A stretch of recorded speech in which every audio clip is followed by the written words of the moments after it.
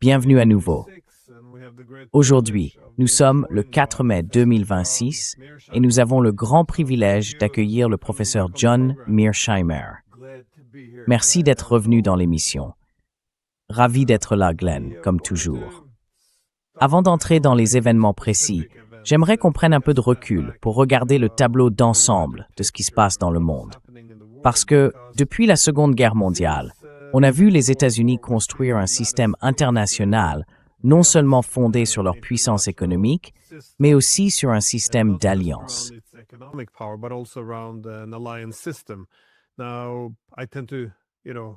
Think that inclusive security architectures are better to mitigate security competition, but again, that was the time after World War II, and we've seen this alliance system essentially been the source of power projection for the US, but also stability. Now, however, we've seen from the Middle East to Europe and East Asia that a lot of these alliance systems are coming under great stress. And if it's struggling in one place, for example, the Gulf states questioning it, then this can't help but to spread to East Asia or Europe. I was wondering, do you see a similar shift, or is this a state? Est-ce qu'on assiste à une sorte de fracture majeure dans la manière dont l'ordre international est structuré? In the way the international system is set up. Je pense qu'il ne fait aucun doute que des changements fondamentaux sont en train de se produire dans la structure même du système international. Et à mon avis, cela tient à deux types de forces. La première, ce sont simplement les évolutions de la structure du système au fil du temps.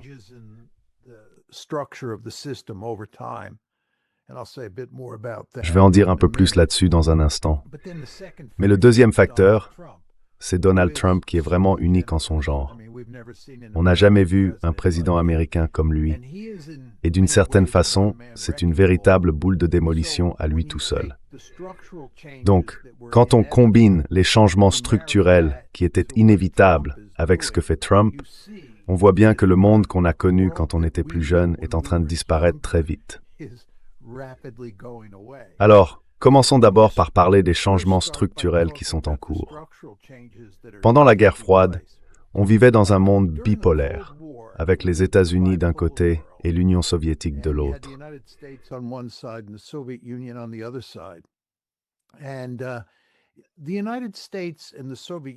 Les États-Unis et l'Union soviétique avaient très peu d'échanges économiques. Ils étaient des rivaux mortels pendant presque toute la guerre froide. Ce que les États-Unis ont réussi à faire, c'est mettre en place un ordre de leur côté du rideau de fer, comme on disait à l'époque. On a donc créé des institutions comme l'OTAN, la Communauté européenne et toute une série d'autres organisations internationales conçues pour aider l'Occident à mener la guerre froide. C'est dans ce monde-là que j'ai grandi. Mais il a fini par disparaître, d'abord en 1989, quand la guerre froide a pris fin, puis en 1991, quand l'Union soviétique s'est effondrée. Et à ce moment-là, on est entré dans ce qu'on a appelé le moment unipolaire.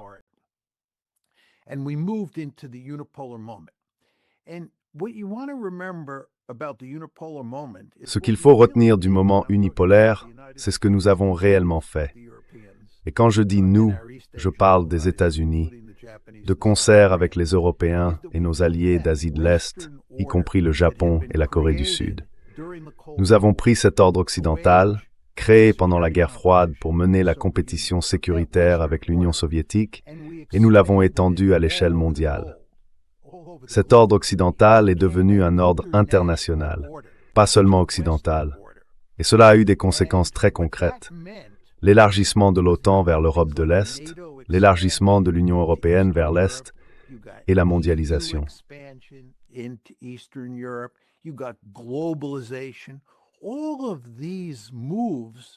Tous ces mouvements, essentiellement dirigés par les États-Unis pendant le moment unipolaire, visaient encore une fois à prendre cet ordre occidental et à l'étendre à l'échelle du globe. Donc même si la portée de cet ordre a changé dans bien des aspects, il est resté intact. L'OTAN est restée intacte. La communauté européenne est devenue l'Union européenne. La mondialisation, qui bien sûr avait commencé pendant la guerre froide, s'est développée à toute vitesse, surtout en 2001, quand nous avons permis à la Chine d'entrer dans l'Organisation mondiale du commerce, et ainsi de suite. Voilà donc le monde tel qu'il existait jusqu'à environ 2017, mais à partir de 2017, on entre dans un monde multipolaire. But what happens in 2017 is that we move into a multipolar world. And we have now three great powers in the Et aujourd'hui, on a 3 grandes puissances dans le système. Et il faut bien s'en souvenir, Glenn. On n'a rien vu de comparable depuis 1945. En fait, tu sais, moi je suis né à la fin de 1947. Je suis né dans un monde bipolaire. Et je n'avais jamais connu un monde multipolaire. Mais nous y voilà, depuis 2017 jusqu'à aujourd'hui, dans un monde multipolaire. Et non seulement nous vivons dans un monde multipolaire, mais surtout, pour la première fois dans l'histoire américaine, l'Asie de l'Est devient la région la plus importante du monde pour les États-Unis, en dehors de l'hémisphère occidental. Pendant pratiquement toute notre histoire, entre 1783, l'année de notre indépendance, et jusqu'à environ 2017, c'était l'Europe qui comptait le plus. Parce que c'est là que se trouvaient les grandes puissances les plus redoutables.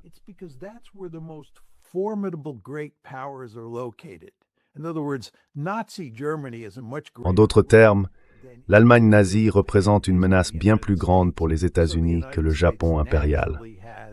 C'est pourquoi, pendant la Seconde Guerre mondiale, les États-Unis adoptent naturellement une stratégie l'Europe d'abord. Puis, pendant la guerre froide, le cœur et l'âme de l'Union soviétique se trouvent en Europe, pas en Asie de l'Est. Là encore, l'Europe reste la région la plus importante du monde. Mais avec la montée en puissance de la Chine, dans ce nouveau monde multipolaire, les États-Unis, pour la première fois de leur histoire, donnent la priorité à l'Asie de l'Est plutôt qu'à l'Europe, et bien sûr, plutôt qu'au Golfe Persique. On assiste donc à un niveau structurel, à un changement fondamental. Et évidemment, si l'on veut se tourner vers l'Asie de l'Est pour contenir la Chine, ce que font les États-Unis, tout commence vraiment en 2011, quand Hillary Clinton annonce ce pivot vers l'Asie.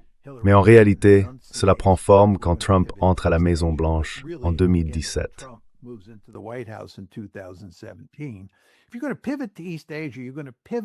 Si les États-Unis décident de se réorienter vers l'Asie de l'Est, cela veut dire qu'ils vont forcément se détourner d'une autre région.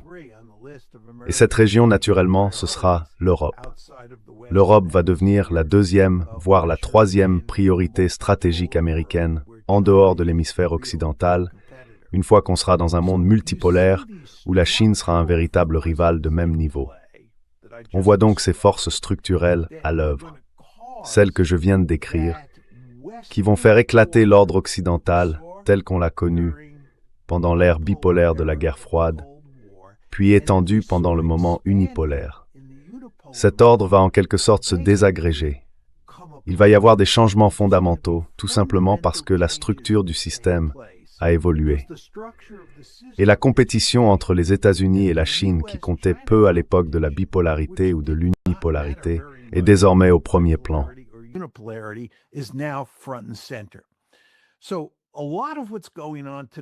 Je pense que beaucoup de ce qu'on voit aujourd'hui s'explique par ces changements structurels dont je viens de parler. Mais à cela s'ajoute le facteur Trump.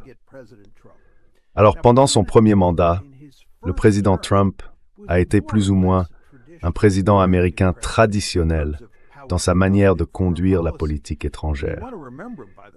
Il faut se rappeler d'ailleurs que Trump arrive à la Maison-Blanche au moment même où le monde entre dans cette ère multipolaire que je décrivais.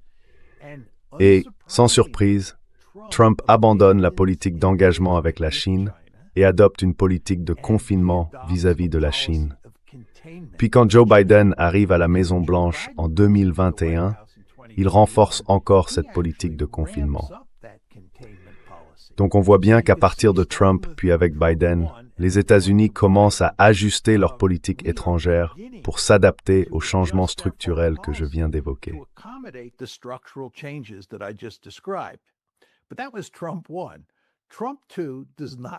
Mais ça, c'était Trump numéro 1. Trump numéro 2, ce n'est pas le même. Trump 2, c'est vraiment autre chose. On n'a jamais rien vu de tel auparavant. Et Trump n'a plus aucune entrave. Il est libre d'agir à peu près comme il veut. Pendant son premier mandat, il a compris comment diriger la Maison-Blanche sans avoir à se soucier de ceux qui tentaient de le freiner ou de le contraindre. Pour le dire autrement, il s'est échappé de la cage de fer. Et ce qu'il faut voir aussi avec Trump, c'est qu'il agit de manière unilatérale comme on ne l'a jamais vu. Il a un mépris total pour le droit international, un mépris total pour les institutions internationales et pour les règles qui les accompagnent. Et il a un mépris tout aussi total pour les alliés, surtout les Européens. Et aujourd'hui, il est libre de suivre ses impulsions.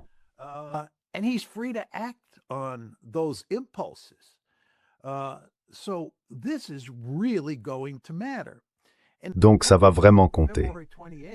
Jusqu'au 28 février de cette année, il était à bien des égards une sorte d'homme-orchestre de la destruction qui causait de sérieux dégâts à cet ordre occidental ou mondial qui s'était formé à l'époque bipolaire, puis étendu à l'échelle du monde pendant le moment unipolaire.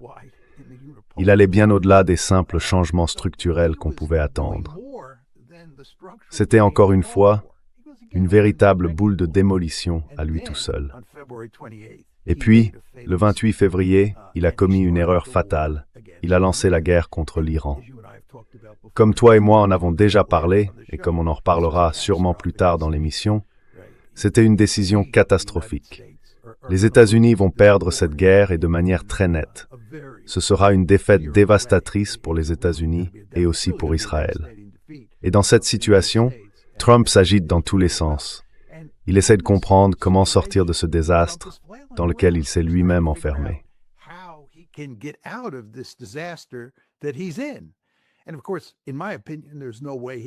Et bien sûr, à mon avis, il n'a absolument aucun moyen de sortir de ce désastre. Ça va très mal se terminer pour lui, pour les États-Unis, et je pense aussi pour le reste du monde, quoi qu'il fasse. Donc ce que je veux te dire, Glenn, c'est qu'un changement fondamental est en train de se produire. C'est certain. Une grande partie est structurelle, et une autre vient du fait que Donald Trump est un unilatéraliste de tout premier ordre. Et une grande partie de tout ça est liée à ce qui se passe en Iran. Quelque chose qu'on voit se dérouler sous nos yeux. C'est une façon un peu longue de répondre à votre question qui est très importante sur ce qui se passe dans le monde aujourd'hui, si on prend un point de vue global.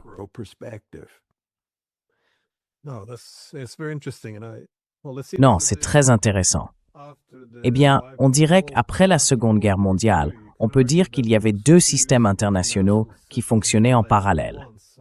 Le premier, c'était l'architecture commune et inclusive organisée autour des Nations Unies. Mais en même temps, il y avait le système occidental sous la direction des États-Unis. Après la guerre froide, on aurait pu prendre deux directions. L'une aurait été d'aller vers une forme de multipolarité en Europe. Cela aurait voulu dire inclure les Russes dans une architecture de sécurité pan-européenne. Vous savez, on avait déjà quelques accords qui allaient dans ce sens en 1990 et en 1994. Mais le modèle alternatif, celui qu'on a effectivement choisi, c'était d'élargir en gros le système transatlantique.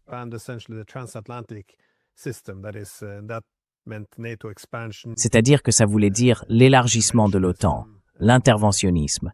Et oui, c'est justement à ce moment-là que j'étais dans l'armée, en 98 et 99. Je me souviens qu'en l'espace de 2 semaines, en mars 99, on a d'abord élargi l'OTAN, puis 12 jours plus tard, on est entré en guerre contre la Yougoslavie, sans mandat de l'ONU. Et c'est à ce moment-là, je pense, qu'on a clairement basculé vers un système unipolaire. Mais depuis, ce qu'on a vu, c'est qu'en gros, dans l'Occident politique, un consensus s'est formé autour de cette voie qu'on avait choisie. Et c'est pour ça que je me demandais comment vous évaluez le rôle de Trump dans tout ça, dans l'histoire? Parce que, vous savez, est-ce qu'il est vraiment apparu de nulle part?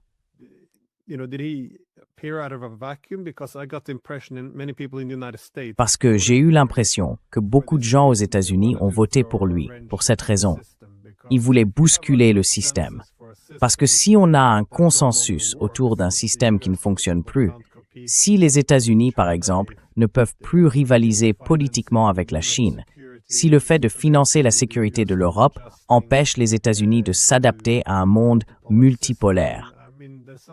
Enfin, il y a beaucoup de choses que les États-Unis doivent faire pour se réorganiser face à ce nouvel ordre mondial.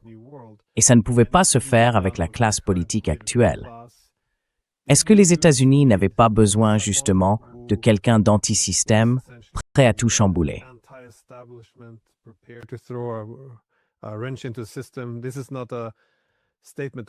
Ce n'est pas une déclaration de soutien, d'ailleurs. J'ai simplement remarqué qu'en Europe, les gens votent souvent pour des candidats qui critiquent le statu quo, mais une fois au pouvoir, ils finissent par entrer dans le rang.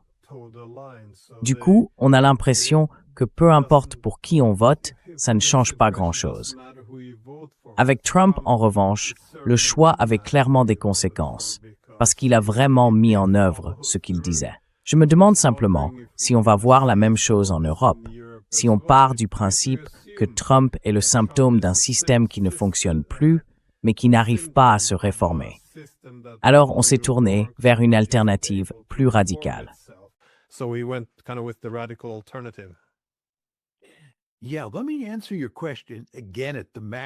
Oui, laissez-moi répondre à votre question à nouveau, mais cette fois à un niveau plus global, et je ne suis pas en désaccord avec ce que vous venez de dire, loin de là. Si on regarde où nous en sommes aujourd'hui, il y a en gros 3 grands axes de la politique étrangère américaine qui ont vraiment mis les États-Unis et les Européens avec eux dans une sacrée impasse. Le premier, c'est l'élargissement de l'OTAN. Le deuxième, c'est la guerre mondiale contre le terrorisme. Et le troisième, c'est la guerre en Irak. Je vais dire quelques mots sur chacun d'eux. Comme vous le savez, Glenn, au début des années 90, vers 1994, l'administration Clinton a décidé d'élargir l'OTAN vers l'Est.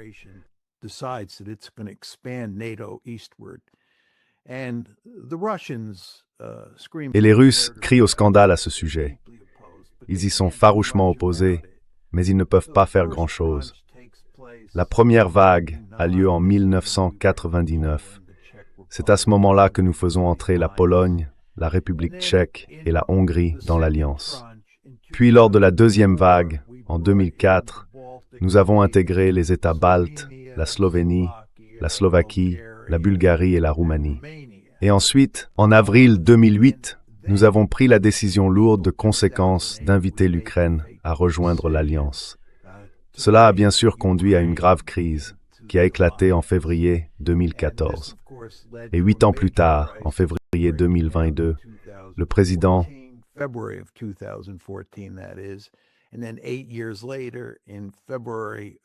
La guerre en cours en Ukraine a éclaté, et cela a causé d'énormes dégâts dans les relations entre la Russie et l'Europe, ainsi qu'entre la Russie et les États-Unis.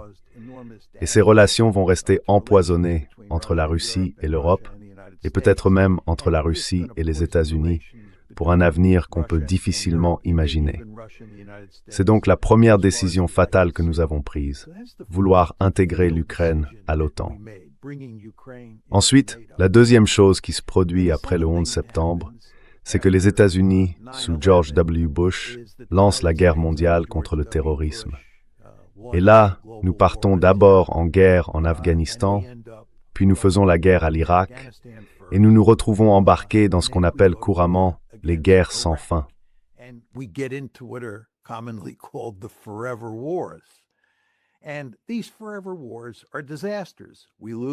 Et ces guerres sans fin sont des désastres. On perd en Irak, on perd en Afghanistan, on intervient en Libye, et ça échoue aussi. Et ce qui se passe, c'est qu'en 2016, le public américain en a assez de ces guerres sans fin. Il veut que les États-Unis soient beaucoup moins interventionnistes dans le monde. Il regarde ce qui se passe en Europe, avec la guerre en Ukraine, il regarde l'Afghanistan, l'Irak, et il se dit « ça suffit maintenant ». Et Trump, qui faisait campagne contre ce genre de guerre, contre les guerres sans fin, est élu en 2016 et entre à la Maison-Blanche en 2017. Et ça va dans le sens de ce que vous dites.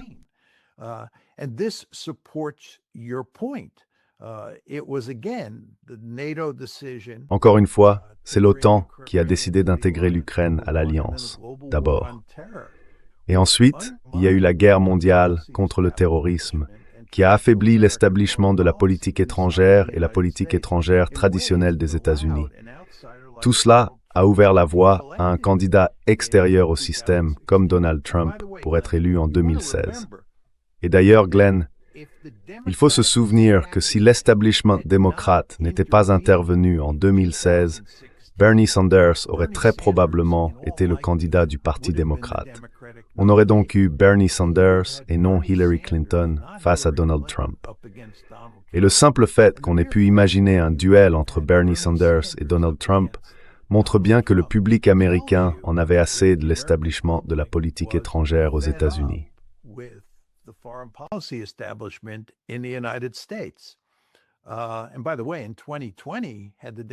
Et d'ailleurs, en 2020, si l'établissement démocrate n'était pas intervenu, ce n'aurait pas été Joe Biden, à mon avis.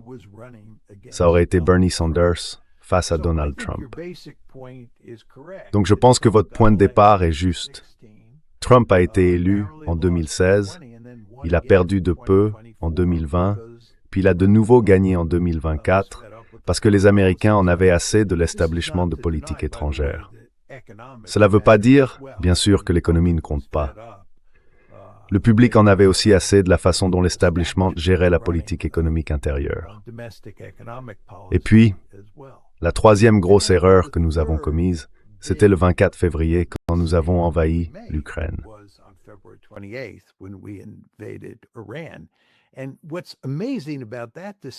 Ce qui est incroyable dans cette décision, c'est que Trump, d'une certaine manière très importante, a lancé une autre guerre sans fin, une autre guerre de changement de régime, exactement le genre de guerre qu'il avait juré de ne jamais déclencher. Il s'était présenté contre l'establishment, justement parce qu'il engageait les États-Unis dans des guerres sans fin. Et puis le 28 février, il sort et lance une guerre contre l'Iran. Bien sûr, il ne pense pas que ce sera une guerre sans fin. Il ne pense pas qu'il va échouer. Il croit qu'il va remporter une victoire rapide et décisive. Mais il ne gagne pas, et au final, on se retrouve dans un énorme chaos impliquant l'Iran. Et bien sûr, on est aussi dans un énorme chaos avec la Russie et l'Ukraine qui découle de cette décision de l'OTAN d'avril 2008.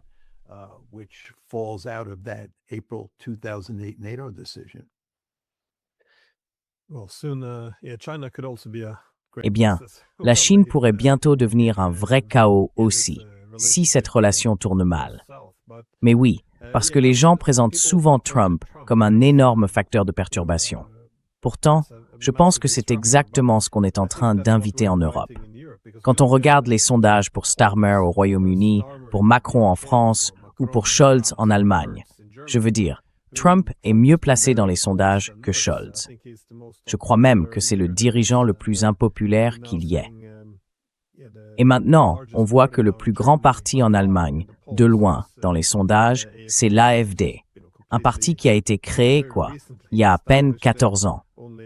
Et encore une fois, son dirigeant disait récemment que Zelensky devrait rendre l'argent à l'Allemagne. Et là, on voit bien que la rhétorique est très différente de celle de tous les partis traditionnels.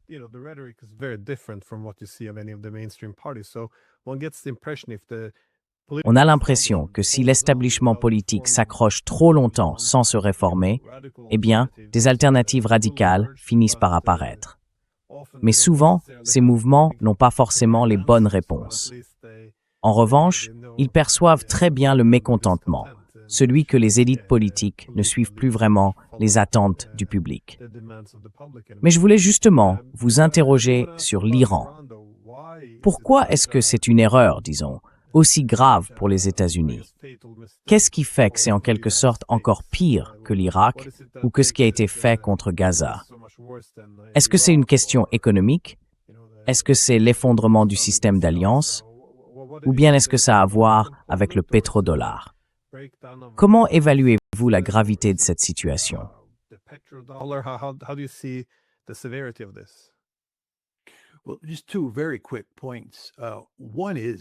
Bon, juste 2 points très rapides.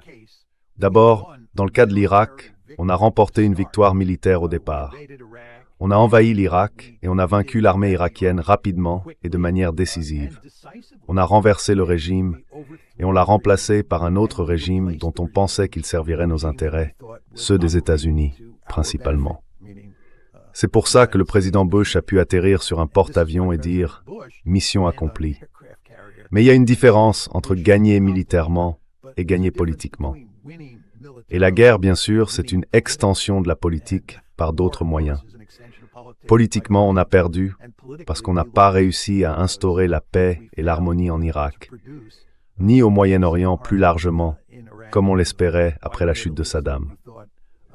Donc c'était une guerre perdue, même si elle a semblé réussie au début. Dans le cas de l'Iran, ce n'est pas du tout la même chose.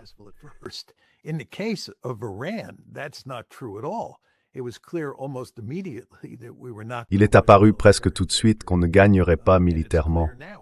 Et aujourd'hui encore, c'est évident qu'on ne gagnera pas militairement. C'est déjà une grande différence. Mais je pense que la différence la plus importante, c'est que les conséquences de ce qui se passe dans la guerre avec l'Iran sont bien plus lourdes que celles de la guerre en Irak. La guerre en Irak a eu des répercussions majeures dans la région. Au Moyen-Orient, c'est indéniable. On l'a vu avec la montée de Daesh et avec le changement des relations entre l'Irak et l'Iran, une fois qu'un gouvernement chiite a été installé à Bagdad. On pourrait en parler longuement. Mais il ne fait aucun doute que la guerre en Irak a profondément bouleversé le Moyen-Orient. En revanche, ses conséquences à l'échelle mondiale ont été minimes, au mieux. En réalité, ça n'a pas eu tant d'importance que ça. Avec la guerre contre l'Iran, voici une situation extrêmement ouverte.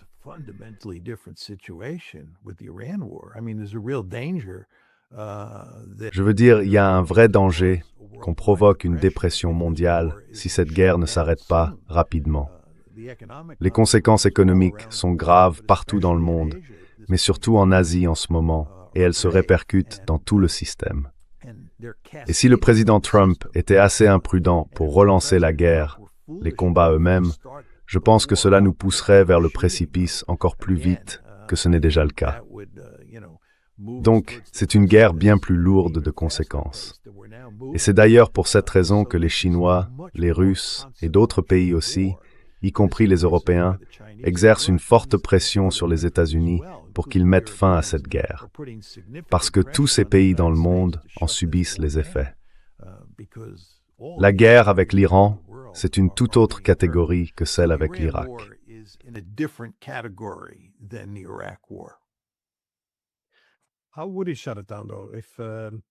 Mais comment ferait-il pour y mettre fin si, disons, le président Trump avait la sagesse de décrocher son téléphone, de vous appeler et de vous demander « Que peut-on faire? Que devrait-on faire ?»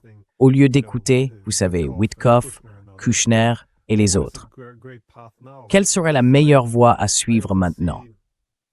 Parce que moi, j'entends souvent dire qu'il devrait simplement déclarer la victoire et rentrer chez lui. Mais sans le détroit d'Ormuz, on dirait que toute la région du Moyen-Orient basculerait très vite à l'avantage de l'Iran, comme vous et moi en avons déjà parlé. Quand l'Iran contrôle le détroit d'Ormuz, il peut obtenir des réparations. Et ils ont déjà indiqué qu'ils allaient imposer un péage plus élevé aux pays qui ont participé à l'attaque contre l'Iran ou qui le sanctionnent.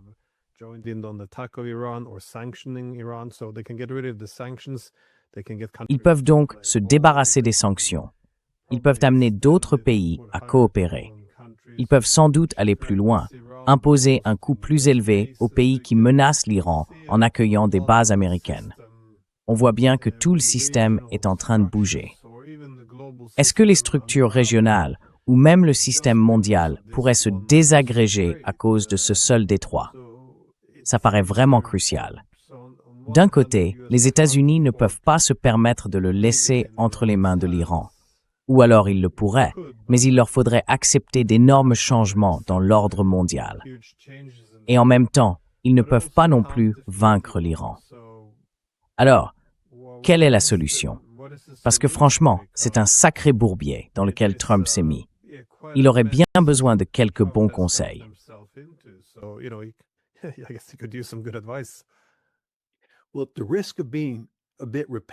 Eh bien, au risque de me répéter un peu, laissez-moi vous dire quelles sont, selon moi, les 3 options, dont 2 que vous avez déjà clairement définies. La première, c'est de maintenir le statu quo, autrement dit, de garder le blocus en place. Le blocus américain du détroit reste en vigueur, et le blocus iranien du détroit reste aussi en vigueur.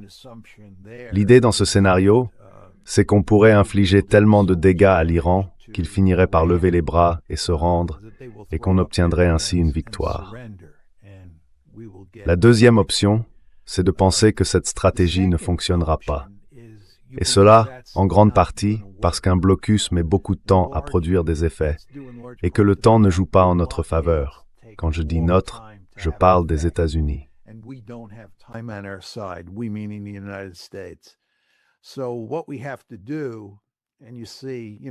Donc, ce qu'on doit faire, et vous voyez, il y a beaucoup de gens à droite, beaucoup de partisans de l'attaque contre l'Iran qui tiennent ce discours aujourd'hui.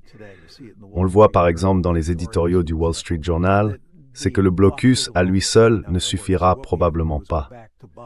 Donc selon eux, il faut revenir aussi au bombardement. L'argument, c'est que les bombardements, combinés au blocus, ces 2 instruments ensemble feront le travail. C'est la deuxième option. Et la troisième, ce serait de conclure un accord avec l'Iran. Mais le problème, c'est que si on conclut un accord avec l'Iran, c'est l'Iran qui gagne.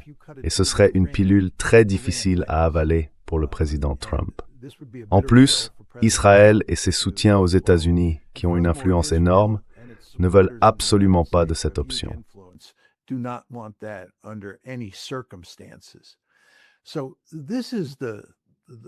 Voilà la situation difficile dans laquelle se trouve le président Trump. Il a 3 options devant lui. Et si on revient un peu sur la faisabilité de chacune, en commençant par le maintien du statu quo, donc simplement garder le blocus, le problème, c'est que ça ne marchera pas. C'est d'ailleurs pour ça que le Wall Street Journal dit qu'il faut le blocus plus les bombardements. Le blocus seul ne suffira pas, même s'il peut clairement infliger des dégâts énormes à l'Iran. Là-dessus, il n'y a aucun doute. Le blocus américain, et ce que les États-Unis ont fait à l'Iran avec les sanctions avant le 28 février, ont déjà causé de très gros dommages. C'est indéniable. Mais les Iraniens ne vont pas se rendre, n'est-ce pas? Peu importe la sévérité des sanctions ou des punitions qu'on leur impose, parce qu'ils nous perçoivent comme une menace existentielle.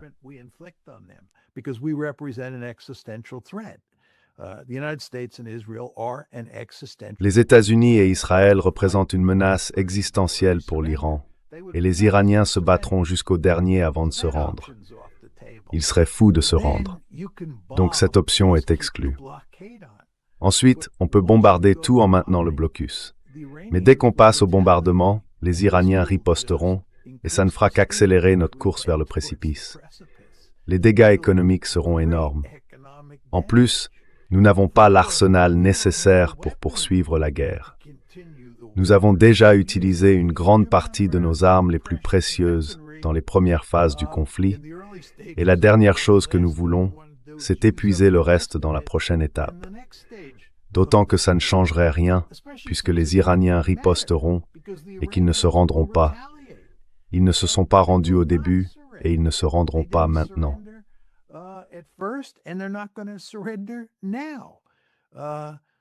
Aller en guerre n'a aucun sens. J'ajouterais aussi quelque chose, Glenn, et on pourrait en discuter. À mon avis, du point de vue de l'Iran, ce serait plutôt une bonne chose si la guerre reprenait. Si j'étais un dirigeant iranien, j'espérais que les Américains relancent la guerre, qu'ils recommencent à bombarder, parce que ça jouerait en ma faveur. Ça donnerait plus de poids à l'Iran. Mais bon, maintenir le statu quo, avec le blocus et l'option des bombardements, ces 2 options ne donnent aucun résultat concret. Donc, il ne reste qu'à négocier un accord. Et selon moi, c'est la seule chose que Trump puisse faire. Quand la pression économique deviendra vraiment trop forte, c'est ce qu'il fera. En attendant, il ne peut pas le faire, parce qu'Israël et son lobby ici, aux États-Unis, ne le laisseront pas faire. Il faut se rappeler qu'on est entré dans cette guerre avec 4 grands objectifs et qu'on n'a réussi à en atteindre aucun.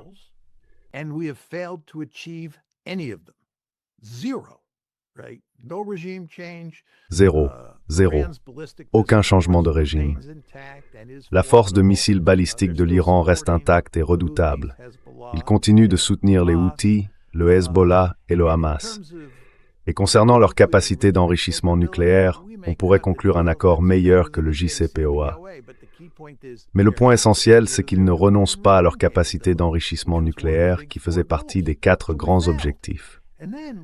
Donc, on a échoué. Et quand on regarde ce qui s'est passé ensuite, l'Iran, qui ne contrôlait pas le détroit d'Ormuz le 27 février, le contrôle maintenant, y a installé un péage et n'a aucune intention d'abandonner le détroit.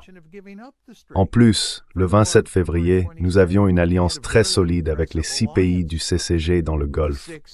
Cette alliance a volé en éclats.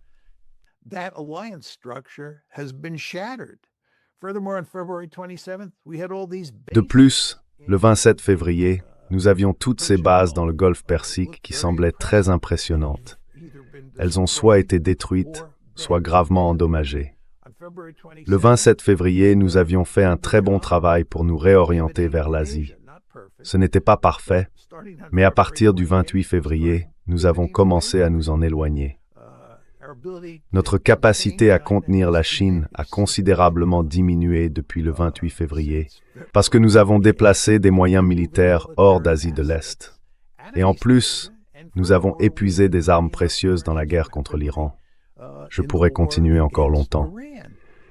Ce que je vous dis très simplement, c'est que nous n'avons atteint aucun de nos objectifs et que nous avons créé beaucoup de problèmes depuis le 28 février, des problèmes qui n'existaient pas le 27. Nous avons perdu. Comment peut-on sérieusement prétendre que nous avons gagné cette guerre, que nous avons accompli ce que nous voulions faire?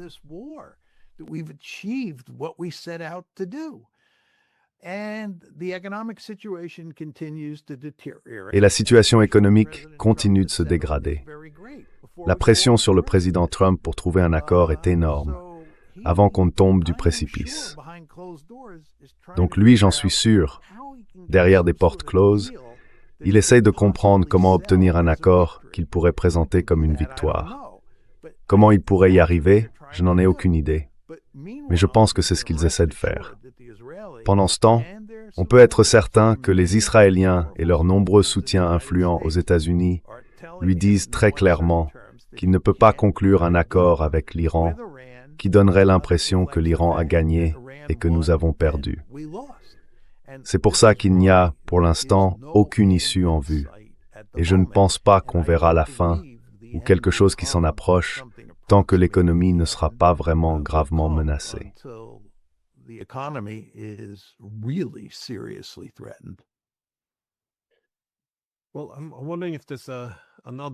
Eh bien, je me demande s'il existe une autre option, parce qu'on part souvent du principe que tout le monde agit de façon rationnelle et avec retenue.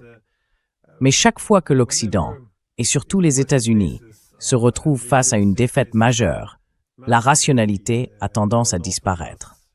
Si on compare avec les Européens, il faut se rappeler qu'en 2022, ils étaient plutôt réticents à aller combattre les Russes, avant que Biden ne les en convainque. Mais aujourd'hui, l'enjeu est énorme. Pour les Européens, l'idée, c'est que s'ils parviennent à vaincre les Russes, ils auraient alors un puissant bouclier ukrainien devant eux qu'ils pourraient utiliser pour affaiblir la Russie derrière eux.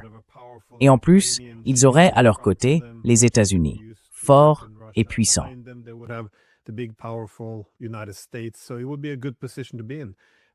Ce serait donc une position plutôt avantageuse. En gros, on pourrait dire que l'unipolarité tenterait un nouveau départ, peut-être si on est très optimiste.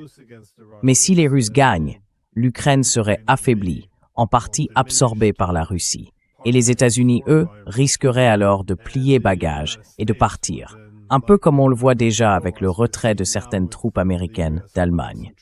Il y a donc énormément en jeu, et c'est pour ça qu'on observe aujourd'hui une forme d'irrationalité massive du côté européen. J'ai vraiment l'impression que les dirigeants sont prêts à aller jusqu'à la guerre avec la Russie si nécessaire. Franchement, quand on écoute les journalistes, les responsables politiques, c'est assez effrayant de voir la manière dont ils en parlent.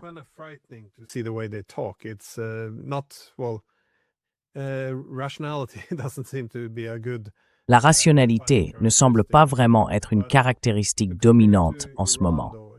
Mais si on compare avec l'Iran, si les États-Unis ont autant à perdre en cas de défaite dans cette guerre et beaucoup à gagner s'ils parviennent à vaincre l'Iran, que ce soit en affaiblissant la Chine et la Russie ou en restaurant, voire en renforçant la domination israélienne dans la région, pensez-vous qu'il soit impensable que les États-Unis montent très haut sur l'échelle de l'escalade, y compris en envisageant l'arme nucléaire? Autrement dit, quelque chose qui briserait véritablement la résistance iranienne. Je le dis souvent quand je parle avec des Iraniens. Il ne faut pas trop affaiblir les États-Unis, parce qu'on ne veut pas rendre un pays aussi puissant complètement désespéré.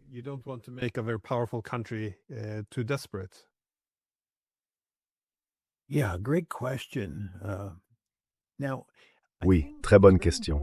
Alors je pense qu'il est vraiment important, quand on parle des États-Unis et de l'Iran, de comprendre qu'on ne parle pas seulement des États-Unis, mais des États-Unis et d'Israël.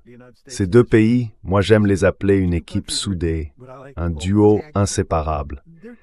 Et la vérité, c'est qu'ils ne voient pas l'Iran de la même façon.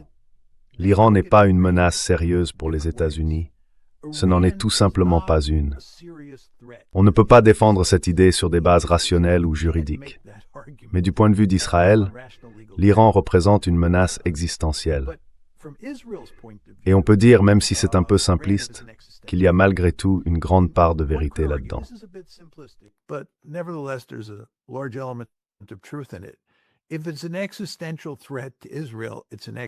Si c'est une menace existentielle pour Israël, alors c'est aussi une menace existentielle pour les États-Unis.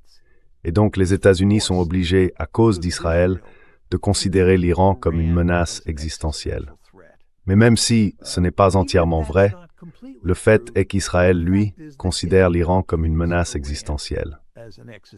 Et le scénario le plus inquiétant du point de vue israélien, et même du point de vue américain, parce qu'encore une fois, ils sont étroitement liés, c'est celui où l'Iran posséderait l'arme nucléaire.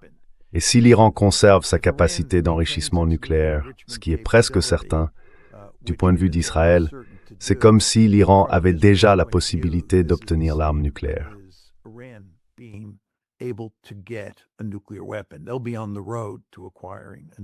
Ils seront sur la voie de l'acquisition de l'arme nucléaire tant qu'ils garderont cette capacité.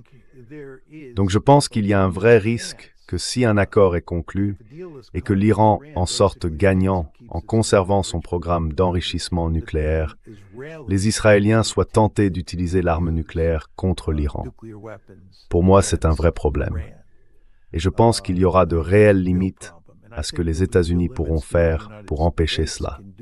Maintenant, votre question était, est-ce que les États-Unis utiliseraient l'arme nucléaire? J'ai du mal à y croire, mais c'est peut-être un vœu pieux de ma part. Et il faut se rappeler que le président Trump a déjà parlé d'effacer l'Iran ou la civilisation iranienne de la surface de la Terre et de faire en sorte que l'Iran ne puisse jamais revenir d'entre les morts.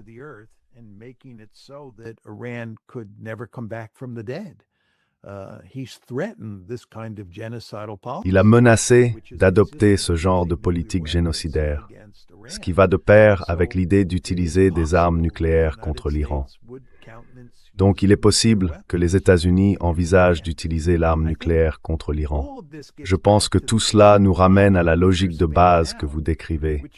Quand des pays se sentent acculés, quand ils se perçoivent dans une situation stratégique désespérée, il ne faut pas sous-estimer les risques qu'ils pourraient être prêts à prendre.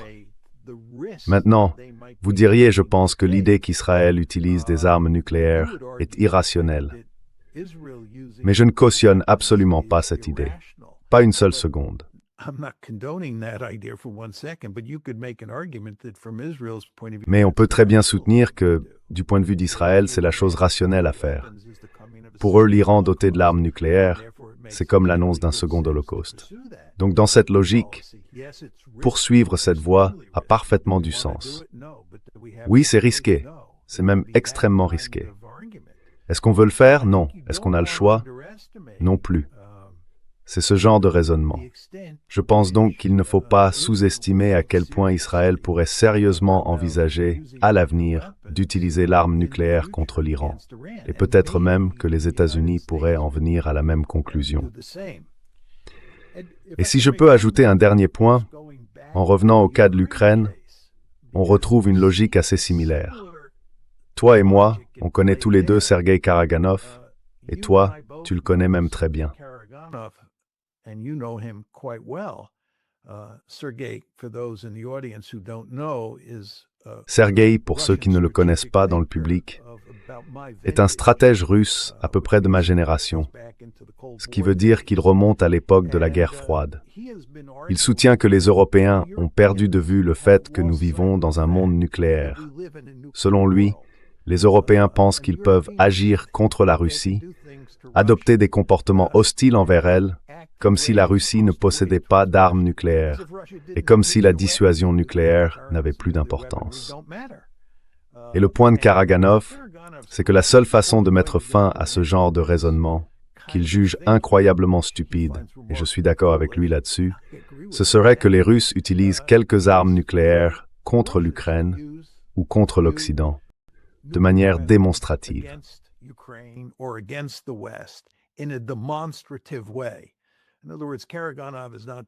En d'autres termes, Karaganov ne parle pas de déclencher une guerre thermonucléaire générale.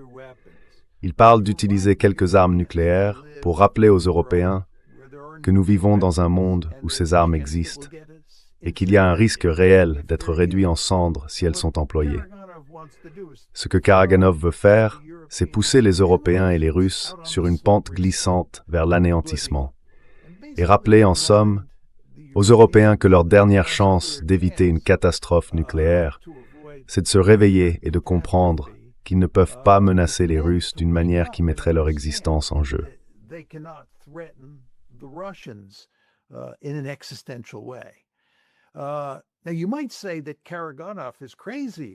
On pourrait dire que Karaganov est fou ou que c'est irrationnel. Mais on peut aussi construire un raisonnement crédible selon lequel, même si on espère vraiment que ça n'arrivera pas, du point de vue russe, c'est une stratégie rationnelle. Bien sûr, elle comporte énormément de risques. Mais l'argument que quelqu'un comme Karaganov avancerait, c'est que les risques de laisser les Européens, avec l'aide des États-Unis, détruire la Russie sont tout simplement inacceptables.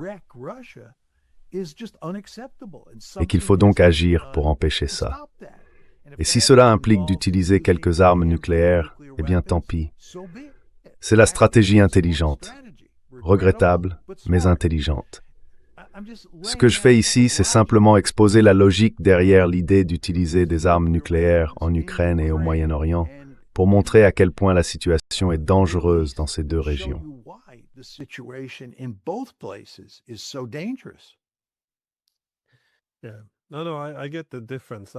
Oui, non, je comprends la différence.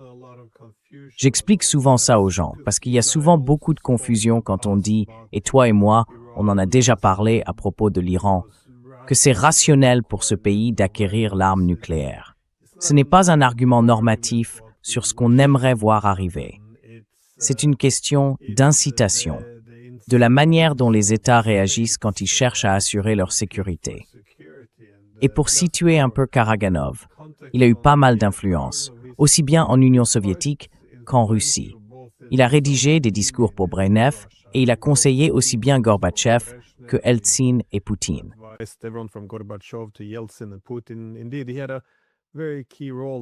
En effet, il a joué un rôle clé pour pousser au changement dans la doctrine nucléaire de la Russie et pour convaincre Poutine d'aller dans ce sens. J'étais dans la salle à plus d'une reprise lors des réunions de Valdai quand Karaganov plaidait pour modifier la doctrine nucléaire, la posture stratégique de la Russie, et que Poutine, à ce moment-là, résistait. Mais au final, la Russie a bel et bien changé sa posture nucléaire en abaissant le seuil d'emploi, essentiellement à cause de Karaganov. On ne peut donc pas dire qu'il n'est pas influent. Mais de mon point de vue, la logique derrière tout ça, c'est que la Russie estime avoir besoin de sa dissuasion, parce que c'est justement ce qui s'est peu à peu érodé au cours des 4 dernières années.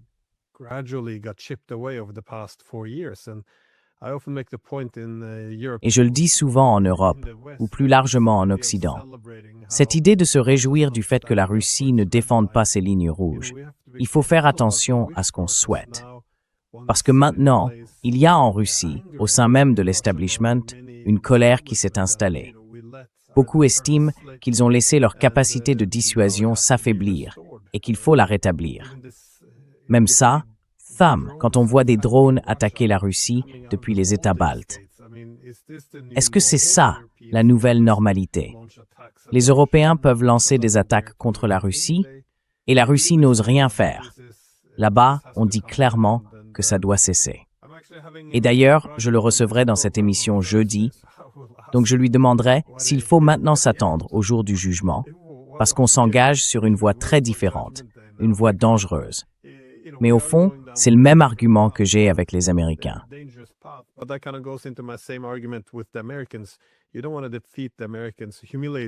Il ne faut pas non plus chercher à vaincre les Américains, ni à trop les humilier au Moyen-Orient, parce qu'on risquerait, vous savez, de les acculer. C'est pareil pour les Israéliens d'ailleurs. Donc vous voyez, il ne faut pas écraser ses ennemis complètement. C'est ça mon point, et c'est aussi ce que j'ai dit aux Iraniens. Mais alors, selon vous, où tout cela nous mène-t-il, maintenant qu'on semble revenir à une situation de guerre entre les États-Unis et l'Iran? Est-ce que, avant que je parte,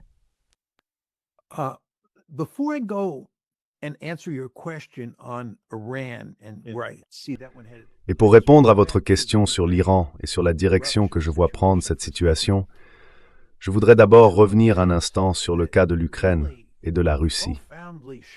Les deux événements qui m'ont vraiment profondément marqué sont d'abord quand l'armée ukrainienne, avec le soutien des États-Unis et du Royaume-Uni, a envahi la mer Russie. C'était l'offensive de Koursk. Je crois que c'était en 2024. Pensez-y un instant. L'Ukraine, aidée par les États-Unis et le Royaume-Uni, a envahi la Russie. C'était impensable pendant la guerre froide. Impensable. À l'époque, pendant la guerre froide, j'ai eu une longue discussion avec certains responsables politiques sur la question de savoir ce que feraient les États-Unis et l'OTAN si une guerre éclatait en Europe centrale, que les défenses du pacte de Varsovie cédaient et que nous avions la possibilité d'avancer profondément en Europe de l'Est, voire peut-être d'entrer dans l'Union soviétique elle-même.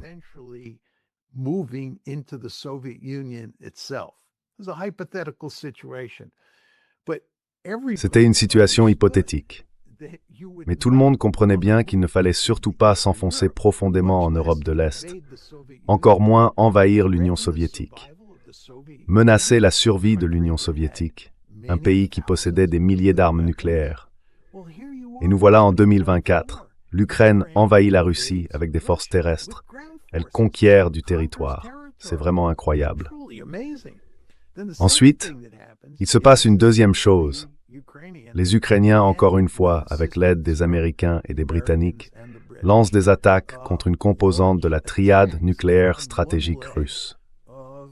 Vous vous souvenez, les Ukrainiens ont visé les bombardiers stratégiques russes. Ce sont leurs forces nucléaires stratégiques.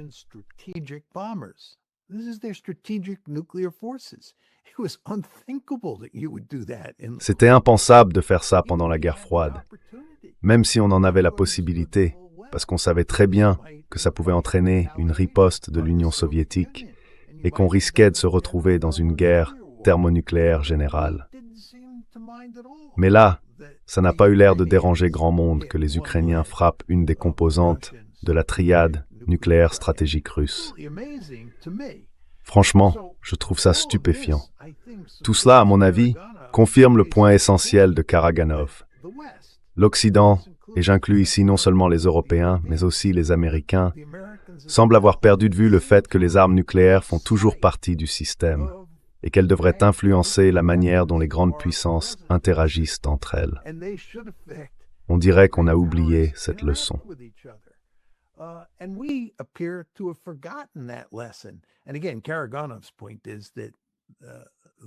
Encore une fois, le point soulevé par Karaganov, c'est que l'Occident a besoin d'un rappel.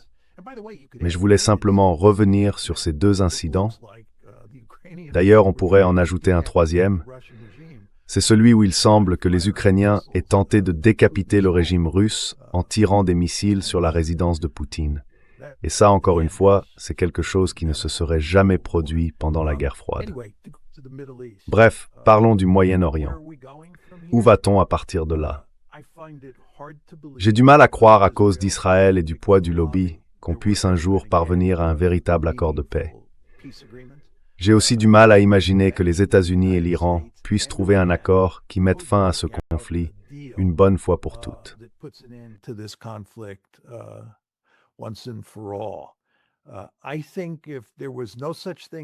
Je pense que s'il n'existait pas quelque chose comme Israël, si Israël n'existait pas, et si le lobby n'existait pas, les États-Unis et l'Iran n'auraient pas beaucoup de mal à trouver un modus vivendi.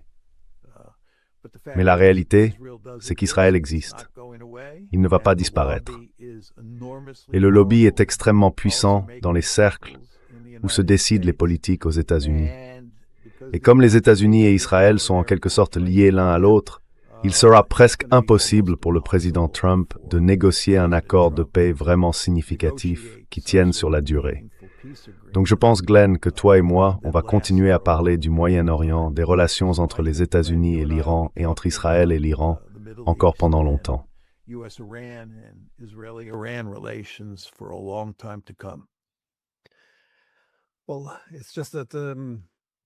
Eh bien, c'est juste que, si on revient à ce qu'on disait tout à l'heure sur à quel point le monde a changé, historiquement, des bouleversements aussi profonds dans la répartition du pouvoir à l'échelle internationale ne se sont pas produits de manière pacifique. Parce que, souvenez-vous, il y a encore quelques années, on nous disait qu'il n'y avait qu'un seul centre de pouvoir dans le monde, les États-Unis, mais organisé sous ce qu'on appelait l'Occident politique. Toute la classe politique européenne a grandi avec cette idée qu'il n'y avait qu'un seul centre de pouvoir, donc plus de rivalité entre grandes puissances. Ce centre unique, c'était la démocratie libérale. On allait donc avoir la démocratie et les droits de l'homme partout, comme piliers essentiels des règles et de l'ordre international. Et soudain, en l'espace de quelques années, on voit la Chine devenir l'économie la plus compétitive.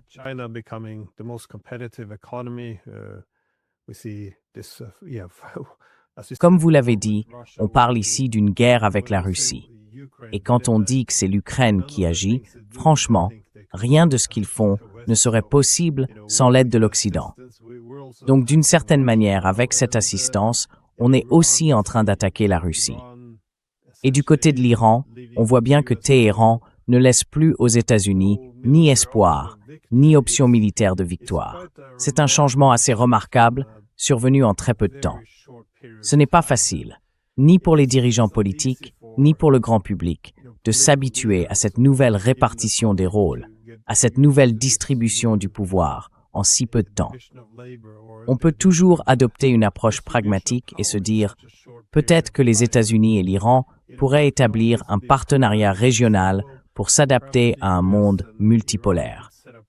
Et la même chose avec la Russie. Mais on a l'impression que ce n'est pas vraiment dans la nature humaine. Je ne sais pas si vous avez un dernier mot avant qu'on conclue.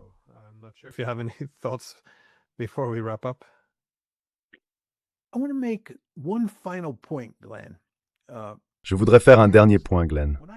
Quand je parle des changements qui se sont produits dans le monde, j'ai tendance à considérer l'Asie de l'Est, l'Europe et le Golfe comme les trois zones sur lesquelles nous devrions concentrer notre attention. Et je les traite à peu près séparément. Je parle de la Chine en Asie de l'Est, de la Russie en Europe et bien sûr de l'Iran aujourd'hui dans le Golfe. Mais si on y réfléchit bien, ces trois régions sont en réalité étroitement liées et de manière très importante. Les Russes apportent toutes sortes d'aides à l'Iran et les Chinois reçoivent une énorme quantité de pétrole iranien qui transite par le golfe Persique. Donc la Chine et la Russie sont profondément impliquées dans ce qui se passe en Iran, et cette implication risque fort de s'intensifier avec le temps.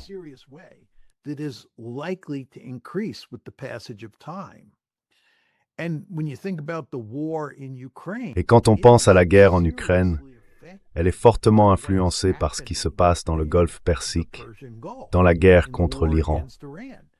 Pour donner deux exemples évidents, d'abord, les États-Unis ont dû lever certaines sanctions contre la Russie afin d'augmenter la quantité de pétrole russe sur les marchés mondiaux. Cela a renforcé la position économique de la Russie et donc sa position dans la guerre contre l'Ukraine. Ensuite, il est maintenant assez clair que les États-Unis vont envoyer beaucoup moins d'armes à l'Ukraine qu'ils ne l'ont fait jusqu'à présent, parce qu'une grande partie de leur armement précieux a déjà été utilisé dans la guerre contre l'Iran. Et enfin, la Russie comme la Chine ont toutes deux un intérêt profond à faire en sorte que l'Iran ne perde pas cette guerre contre les États-Unis.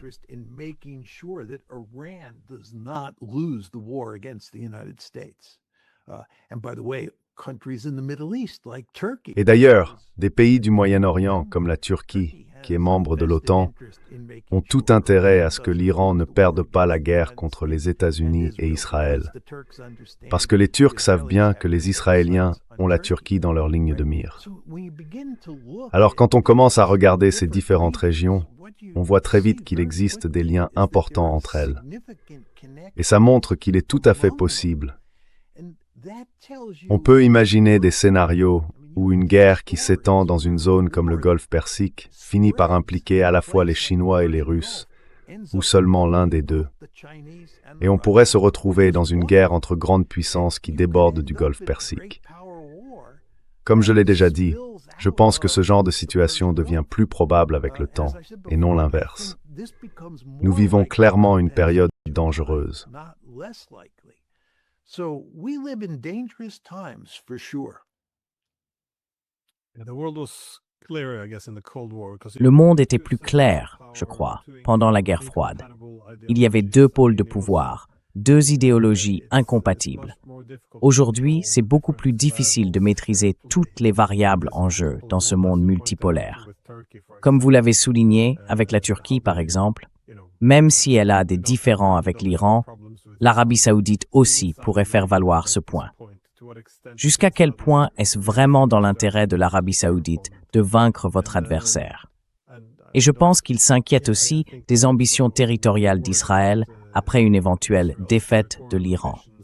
Donc je crois qu'il y a aussi un changement de mentalité, l'idée que la paix découle de la défaite des adversaires. À mon sens, il faut revenir à une idée de base, celle de mieux gérer la compétition sécuritaire. Que les Iraniens cherchent à vaincre l'Amérique, que les Européens veuillent vaincre la Russie, tout ça, c'est une recette pour le désastre. Mais oui, c'est bien la voie sur laquelle on semble s'engager.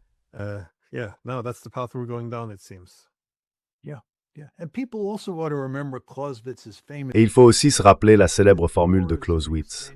La guerre, c'est la continuation de la politique par d'autres moyens. Et au fond, la variable essentielle sur laquelle il faut se concentrer ici, c'est bien la politique.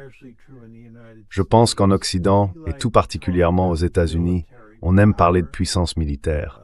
Les Israéliens aussi, bien sûr. Et l'idée, c'est que tout problème politique qu'on rencontre peut être résolu par la force militaire. Il suffirait de sortir le gros bâton, de pratiquer une diplomatie du gros bâton, et le problème serait réglé. Mais je crois que ce qu'on voit aujourd'hui, aussi bien dans la guerre en Ukraine que dans celle en Iran, et ce que les Israéliens constatent au Liban ou à Gaza, c'est qu'il y a tout simplement des limites à ce qu'on peut accomplir uniquement par la force militaire.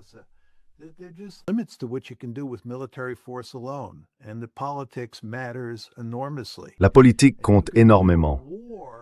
On peut gagner une guerre ou être très performant sur le plan militaire dans un conflit, et pourtant la perdre sur le plan politique. J'aime toujours prendre l'exemple de la guerre du Vietnam qui a marqué ma jeunesse.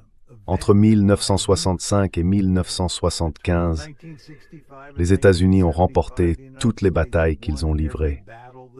Nous n'avons jamais été vaincus sur le champ de bataille par les Nord-Vietnamiens ou le Viet Cong. Nous avons gagné toutes les batailles, mais nous avons perdu la guerre. La guerre, c'est la continuation de la politique par d'autres moyens. Et il y a de vraies limites à ce qu'on peut accomplir par la force militaire. On le découvre encore aujourd'hui, que ce soit en Ukraine ou en Iran. Et j'espère que la leçon qu'on en tirera restera gravée dans nos esprits pendant un bon moment.